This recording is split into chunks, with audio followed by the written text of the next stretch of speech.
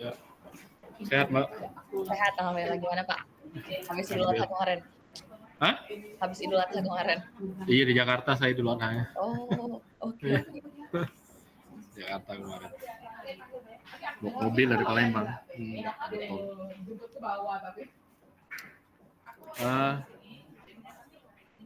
Hari ini materinya apa, Mbak?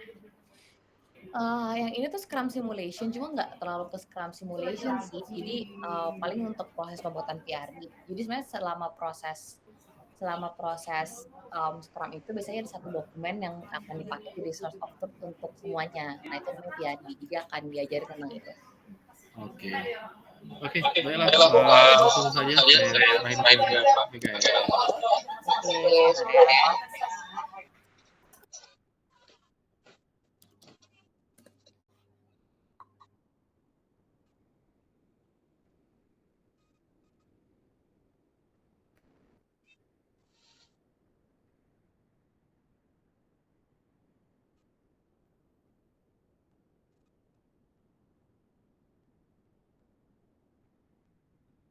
Oke, selamat pagi semuanya. Baik lagi, sekarang kita akan bahas tentang Scrum Simulation, atau sebenarnya bukan lebih ke simulation sih. Kita akan lebih bahas tentang PRD, what is PRD, dan kenapa kita butuh PRD, dan kenapa kita menggunakan PRD dalam proses Scrum ini. Nah, sebelum we jump to that, akan remind dulu untuk beberapa terms penting yang sebenarnya udah sempat dijelasin kemarin, tapi harus explain lebih lanjut lagi, supaya kalian bisa recall lah sebenarnya kemarin. Jadi again, di Scrum itu ada beberapa roles yang penting, kan? Role on Scrum itu ada 3. Pertama adalah Product Owner, yang kedua adalah Scrum Master, dan yang ketiga adalah Development Team. Nah, Product Owner ini kan kalau kalian baca di sini, dia gunanya itu untuk defining and prioritizing product backlog. Jadi sebenarnya defining di sini adalah kamu bikin backlognya, kamu bikin tugas sebenarnya ke developer team nanti, kamu tuh harus bikin ini gitu loh. Jadi itu yang dilakukan oleh product owner. Nah, yang akan kita bahas lebih lanjut hari ini adalah lebih ke kerjaan product owner, yaitu membuat dokumen untuk defining namanya product backlog. Nah, jadi itu untuk yang roles on Scrum. Terus artifacts on Scrum akan ku remind lagi. Jadi artifact on Scrum tuh yang paling penting sebenarnya di sini nih, backlog grooming yang akan ku highlight hari ini.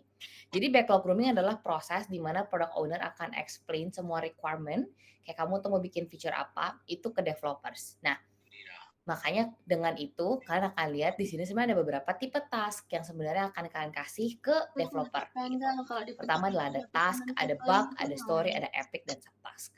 Nah, hari ini kita akan fokus di dua ini. Di bagian epic dan di bagian story sebenarnya. Oke, nah jadi let's just jump to PRD. Jadi sebenarnya PRD itu apa dan kenapa it's matter gitu.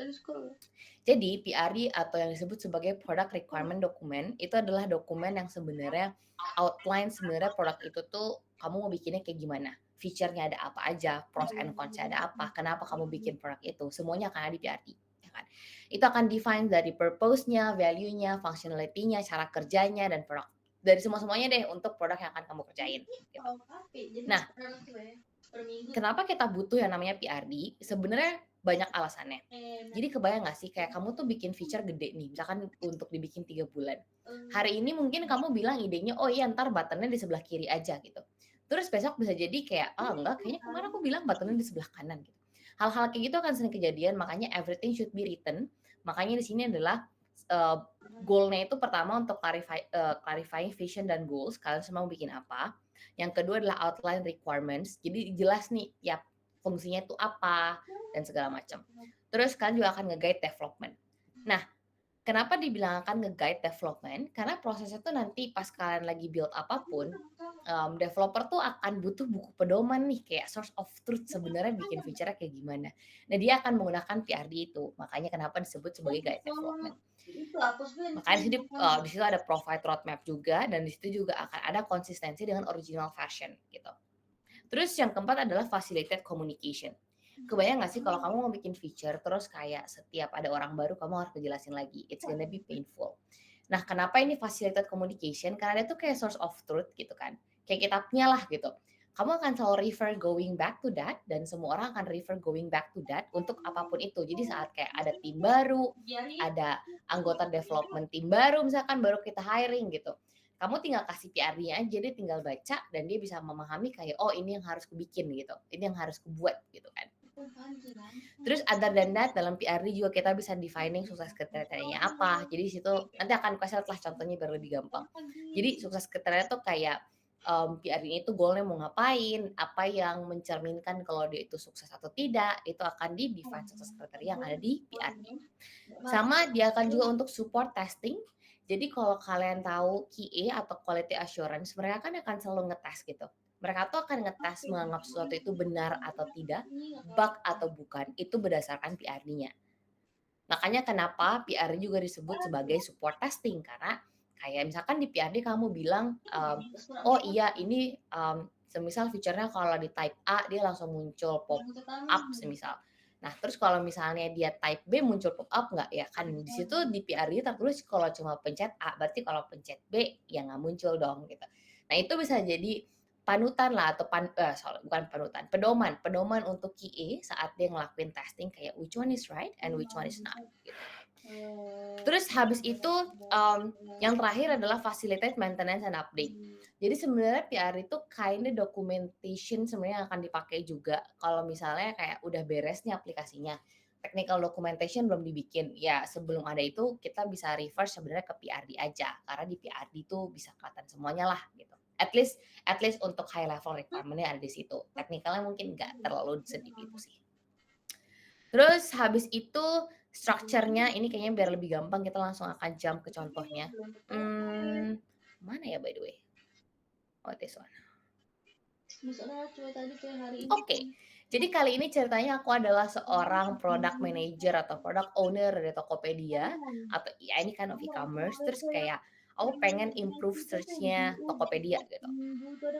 Supaya dia bisa lebih using machine learning supaya bisa lebih friendly lah for user. Contohnya kayak gini.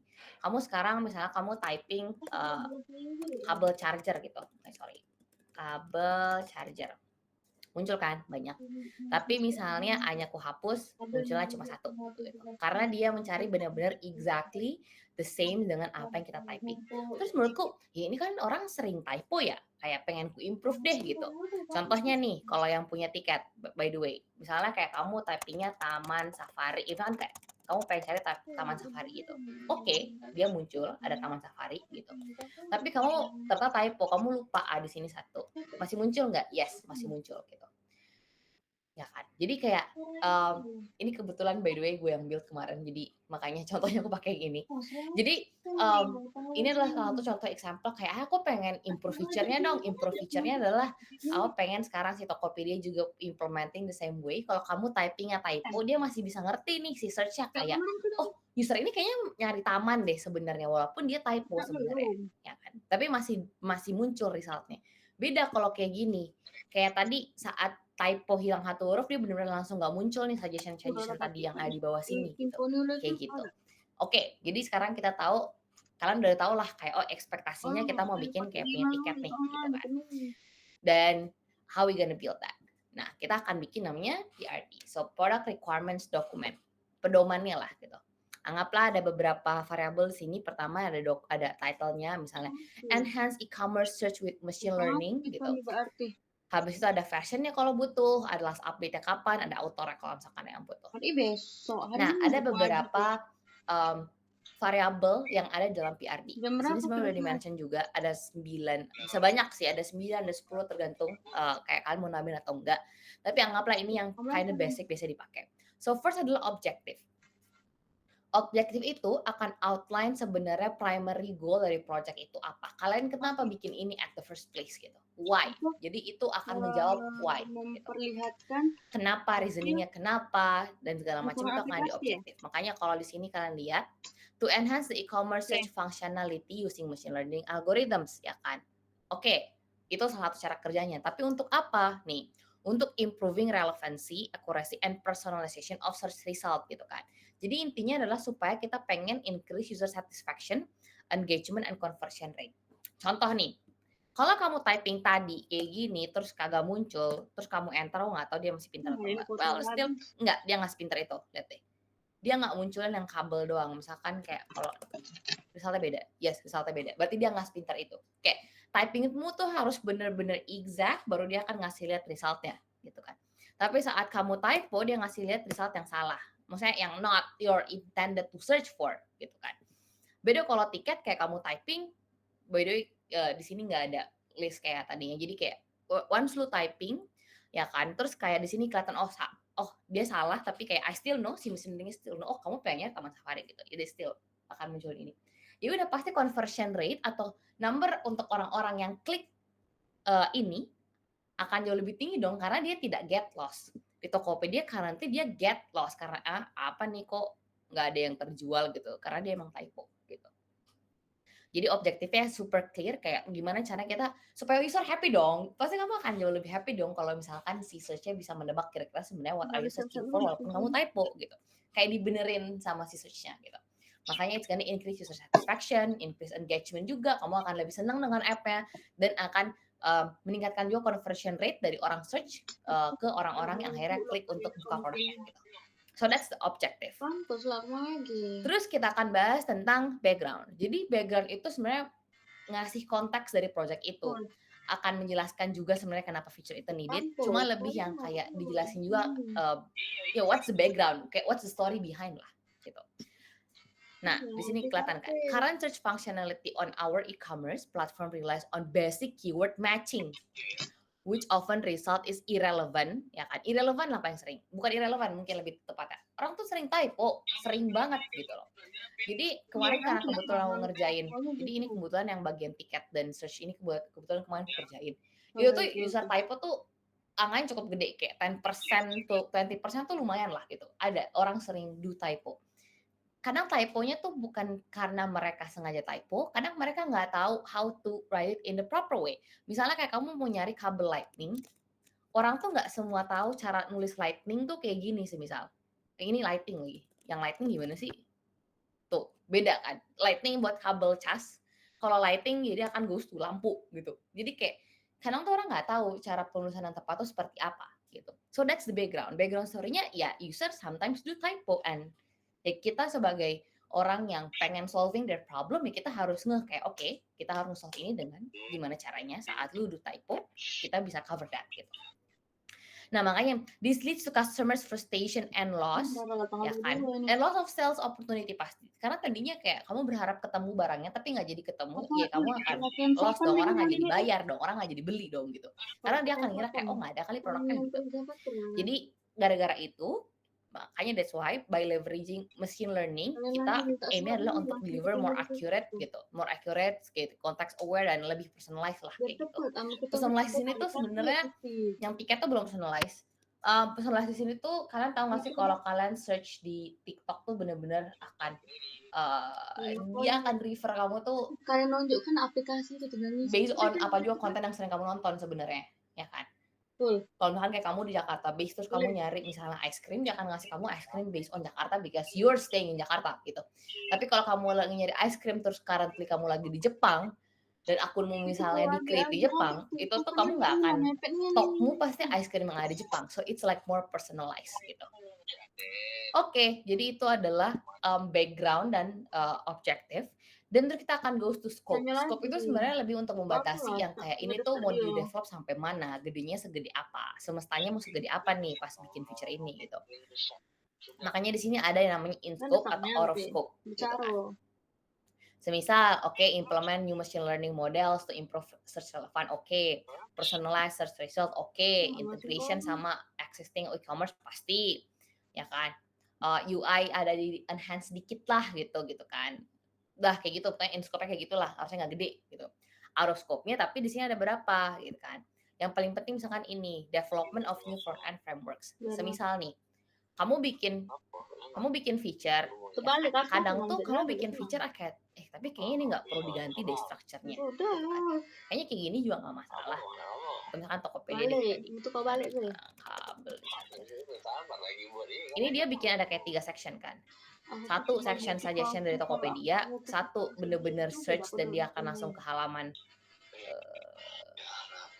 search, misalkan ini dia halaman apa sih? Coba kita buka, penasaran juga.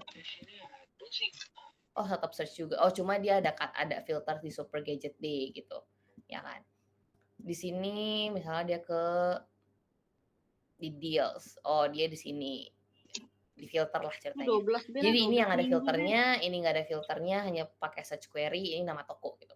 Terus kayak kalau misalnya kalian improve kan ada banyak cara ya. Misalnya kalian improve terus kan pengen tapi aku pengen ganti juga dong UI-nya gitu.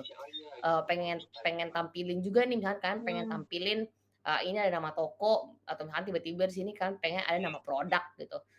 Atau Udah apa tadi. kek gitu di hasil search ya bisa-bisa aja sebenarnya gitu. Tapi itu yang makanya Dari harus pajak di-mention punya laptop. apakah itu mau masuk dari scope atau enggak. Misalnya kayak untuk kondisi sekarang oh nggak masuk scope ya udah berarti ditulis di out of scope. Jadi guna scope tuh itu karena kadang ide itu it's never gonna end, kayak you gonna have a lot of ideation. Itu harus dipilih mana sebenarnya yang mau dikerjain mana yang enggak. Dari tadi.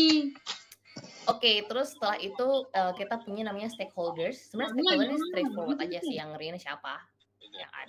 Misalkan kayak gini ada, oke ada product manager team, ada engineering team, semisal karena dibutuhkan ada desain, bla bla bla bla. Itu kan kemarin kan kita Clear. kita ngawe ke. Nah ini bukti kita Nah, tegaknya. sekarang kita akan bahas ke yang paling penting, requirement. Punya Rapli, punya Ginda. So, requirement, ya kan? Mereka foto Sebenarnya tegak. details untuk ngasih tahu specific needs and functionality dari project itu, ya kan? Sini langsung Pakai aku wajah yang jelasin deh. benar. Search relevant misalnya. Implement machine learning model to improve search result relevant based on historical user data and product attributes. Semisal, ya kan? Yang kedua, enable synonym recognition and handling of spelling mistake. Gitu. Contohnya nih ya, yang ini deh, aku ambil dulu.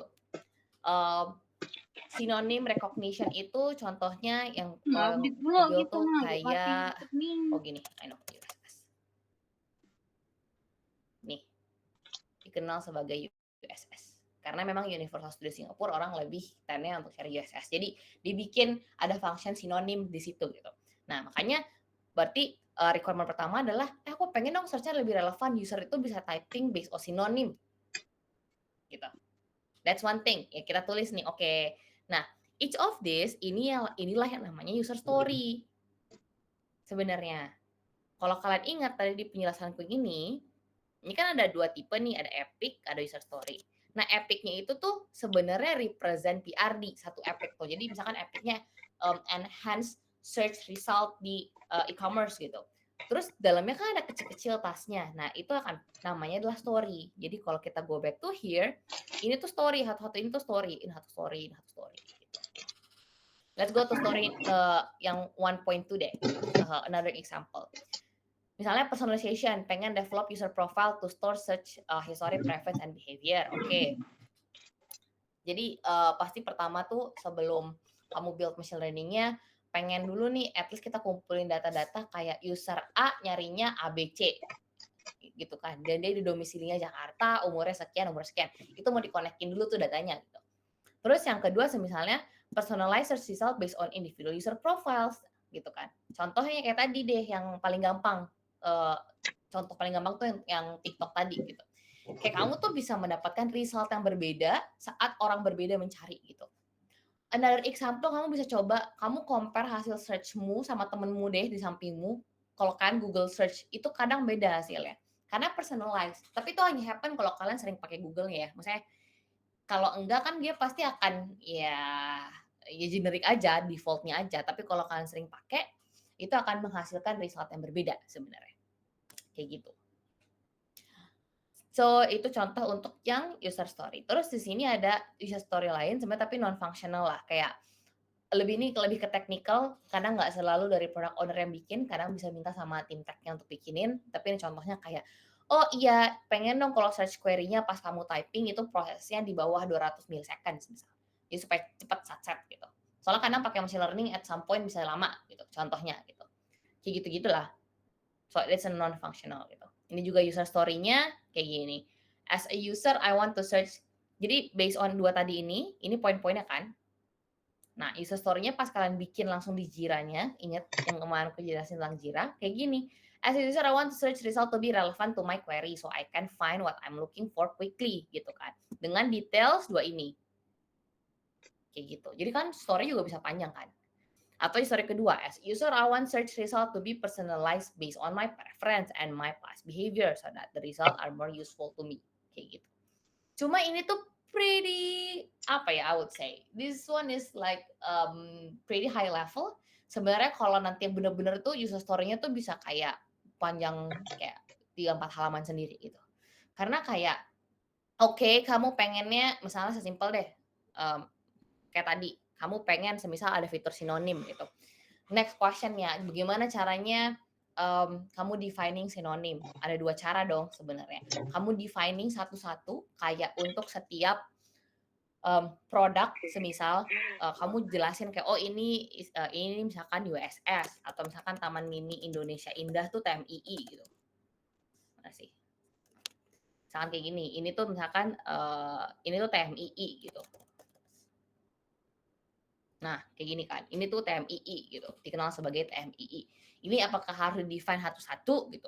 Atau ternyata tiba-tiba kamu punya kepikiran lagi juga caranya, ya sebenarnya kan biasanya itu selalu capital letter dari setiap kata di awal, kayak selalu huruf besarnya lah gitu. Gimana kalau misalkan mau dibikin functionnya itu otomatis? Ya bisa juga. Jadi saat kamu type USJ yang muncul, dia selalu ngambil paling depannya 1, 2, 3 USJ. Ya kan? Itu kan langsung automated sebagai sinonim. Ya bisa juga gitu. Jadi banyak caranya untuk sampai di goal yang kamu mau gitu. Kayak tadi kan goalnya adalah saat kamu typing sinonim user nemu kan. Caranya ada banyak gitu. Salah satunya 2 tadi. Nah, itu juga biasanya akan dielaborate di PRD-nya. Jadi nggak semerta-merta kamu datang ke dev tuh yang kayak, aku pengen kayak gini. Ya nggak, kamu juga mikir lah, at least caranya kayak gimana gitu kan. Karena ada banyak cara. Terus misal, akan ada pasti pertanyaan-pertanyaan muncul yang kayak, ini kalau typing satu huruf langsung muncul nggak hasilnya? Ya kan? Karena contohnya kalau di sini, mana nih? Langsung muncul nih, ya kan? Ada tapi beberapa, kayaknya bukan di sini, I forgot di mana. Ada beberapa tempat tuh kayak kamu harus typing 3 karakter baru resultnya muncul, semisal kayak gitu-gitu. Nah, itu semua harus di-define. Terus habis itu kita akan ada namanya nanti technical, wait, where is it? Technical requirements but skip it karena sebenarnya technical requirement ini biasanya nggak product owner yang ngisi, akan ada developer yang ngisi sebenarnya. Jadi sometimes it's skip and it's okay. Gitu. Kecuali kayak emang pengen kalian elaborate juga nggak masalah gitu. Terus next-nya kita punya di sini yang namanya success matrix. So, bentar ya.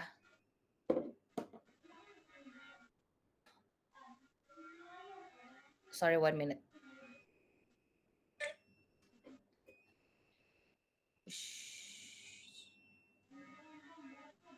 Bentar ya guys, mau ada tukang servis. Bentar.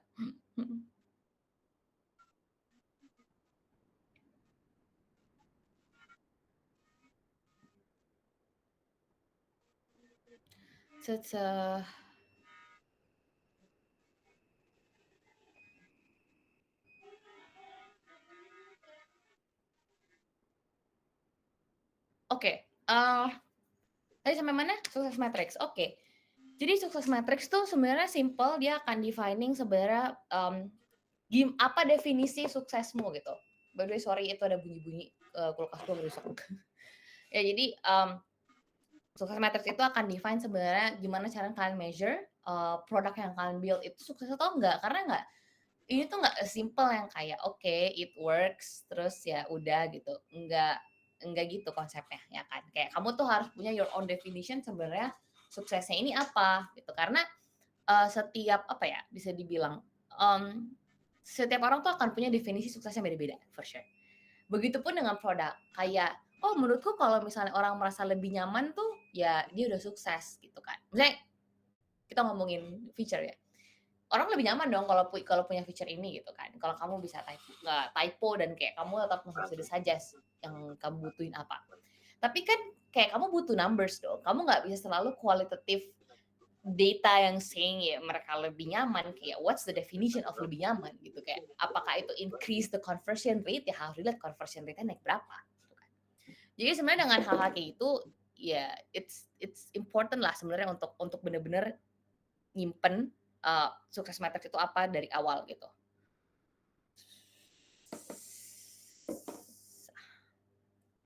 Bentar ya. By the way, sampai sini kayaknya tadi belum sempet ku stop juga. Ada pertanyaan dulu nggak? Belum. Atau sejauh ini so far so good? Ayo, ada pertanyaan enggak? Enggak ada? Ya, ada kayaknya. Tadi emang pagi-pagi habis kelas apa? Praktisi mengajar juga kah? Kayaknya kelas biasa mereka. Oke. Mbak Vega, ini Allah saya sering dengar tuh SRS ya, Software Requirement Specification. Mirip ya. Iya, Mirip. ini kayak SRS ya kayaknya ini. Ya, mirip SRS. Cuma memang kalau sekarang tuh SRS tuh bedanya dia lebih detail sama lebih ke technical documentation biasanya. Iya. Nah, kalau PR itu lebih light, ya kan? Goalnya adalah karena ini dikerjainnya pasti buru-buru karena kan developer tuh tiap 2 minggu pasti nagih kan, mau kerjaan apa? Iya. Nah, jadi ini lebih cepat dan kayak lebih buat scrum lah. Kalau SRS-nya masih dibutuhin nggak kalau sekarang kayak di project kayak di startup itu? Biasanya kalau yang produk tuh enggak malahan. Oke. Jadi kalau produk tuh enggak, biasanya project masih. Soalnya project tuh masih karena dia butuh di awal kan. Iya. Waterfall. Kalau yang ini tuh enggak, karena kayak kamu kan nggak tahu mau bikin apa. 2 bulan lagi tuh kamu belum tahu mau bikin apa gitu. Jadi nggak dibikin tuh SRS-nya. Lebih karena gitu sih case-nya. Oke. Ya kalau zaman dulu memang SRS. Jadi sekarang masih banyak yang pakai SRS. Tapi biasanya project base gitu Pak, misalkan kayak bank tuh masih kayaknya kemarin project bank. Ya. Gitu. Oke.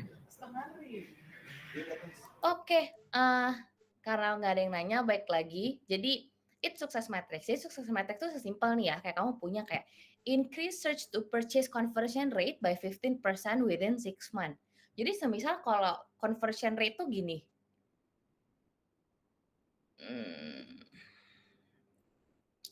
Sorry ya guys, ini memang agak misalnya kayak user misalkan di sini type-nya adalah user do typing search misal.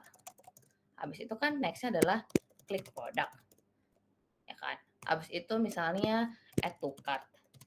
Habis itu misalnya purchase.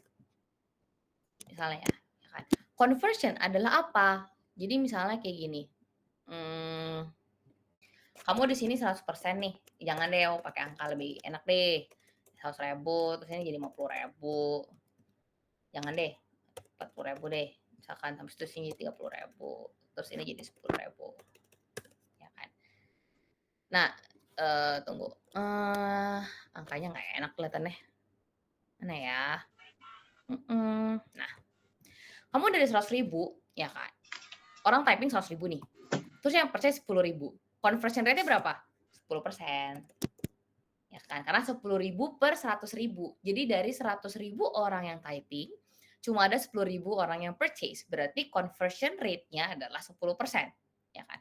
Nah, apa definisi increasing conversion rate ke 15%? Nah, berarti dari orang, anggaplah, orang yang do typing search itu 100.000. Berarti kamu tuh expect orang yang purchase ini 15.000. Sebenarnya. Itulah yang didefinisikan sebagai increase conversion rate to 15%. Gitu. Nah, itu tadi conversion dari orang typing search ke purchase. Tapi sebenarnya kalau kita ngomongin matrix itu bisa beda-beda. Bisa jadi kamu pengen, orang yang typing search ke klik produk aja deh. Ini kan 40.000 per 100.000 berarti 40% kan. Ya, 40% gitu. Terus kamu pengen increase dulu deh sampai 50%. Can nggak? Ya can dong gitu. Jadi kamu di sini 50.000, berarti di sini conversion-nya 50%. Gitu. Nah itu yang harus kamu define sebenarnya sebelum bikin PRD, kayak kamu tuh mau bikin apa, kenapa, dan apa definisi suksesmu. Karena misalnya gini, dia tadinya 10% gitu, ya kan. Terus tiba-tiba dari 100.000 di sini naik nih, tapi misalkan 10.001 gitu. Berarti ini berapa nih? Ini per ini kali 100%.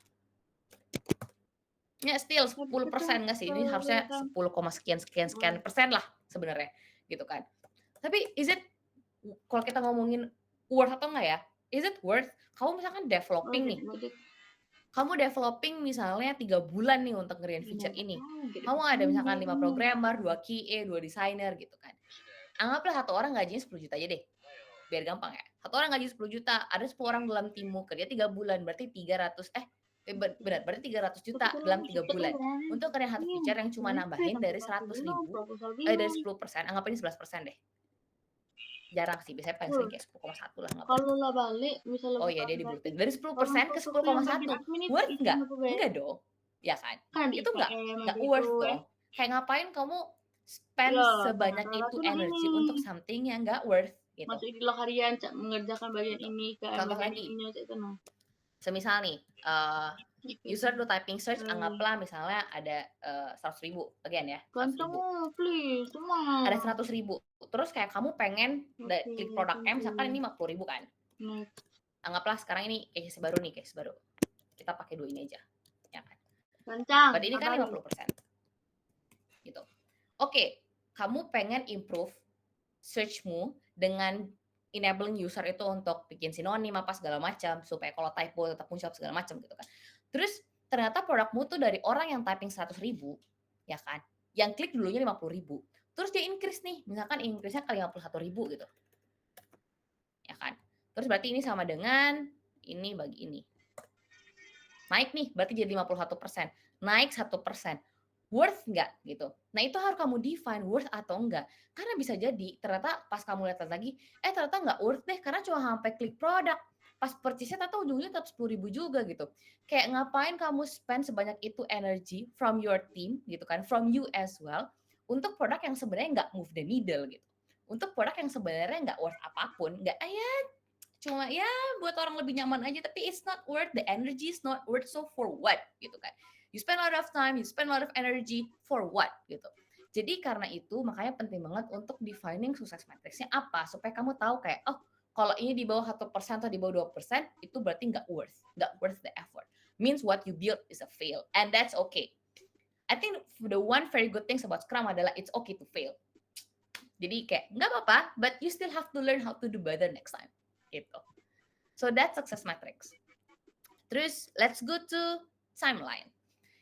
Jadi timeline straightforward sebenarnya, pasti kalian udah tahu. Ya itu sesimpel kan tahu ya minggu 1 ngapain, minggu 2 ngapain, minggu 3 ngapain gitu. Atau biasanya kayak ya sprint 1, sprint 2, sprint 3 kan ngapain. Udah tuh. Terus habis itu terakhir adalah hari ini cukup cepat juga by the way. Yang terakhir adalah risk and mitigation. Jadi sebenarnya risk and mitigation itu sebenarnya untuk kita tuh memahami kayak kira-kira ada apa nih upcoming problems that might be happen. Contoh, inaccurate personalization leading to user dissatisfaction, ya kan? Karena bikin machine learning tuh bukan berarti selalu langsung jadi lebih baik, banyak iterasinya kadang. Jadi based on my experience, machine learning itu waktu itu kayaknya 3 iterasi baru berhasil. Jadi percobaan 1 gagal, percobaan 2 gagal, percobaan 3 baru berhasil. Nah, kenapa aku tahu bisa gagal? Karena tidak achieve si success matrix di awal. Jadi aku tahu kayak this is wrong, this is failure gitu. Habis itu ya udah iterasi lagi sampai akhirnya works gitu. Terus risknya lagi adalah ya performance issue is under high load. Banyak cases bisa kayak gini dan kamu harus tahu kira-kira mitigation-nya apa. Contohnya adalah kalau di punyaku dulu karena aku tahu ada chance kayak gitu, aku bener-bener pengen monitoring tuh dari user typing apa, terus dia klik apa itu, pengen track sama behavior-nya supaya kelihatan gitu. Sampai dulu akhirnya ada beberapa cases lah yang aku ketemu kayak, ternyata gini, ternyata gitu. Nah itu karena there's risk and mitigation and you prepare beforehand. Gitu. Oke, ada pertanyaan? Oke, ada pertanyaan yang lain dari yang disampaikan sama Mbak Vega mengenai PRD.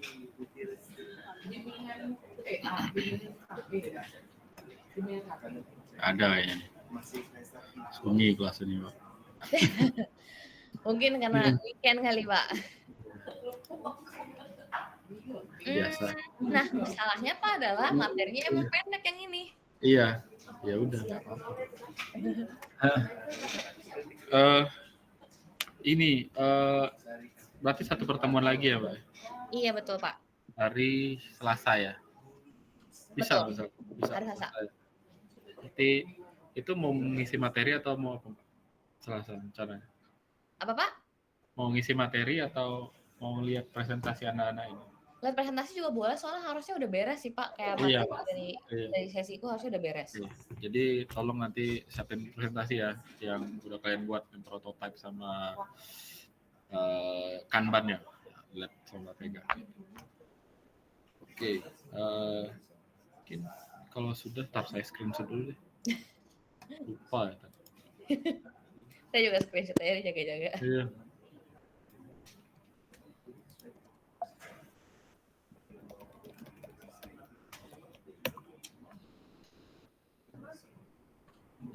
Ya, saya gini lah selama COVID tuh ngajar anak-anak.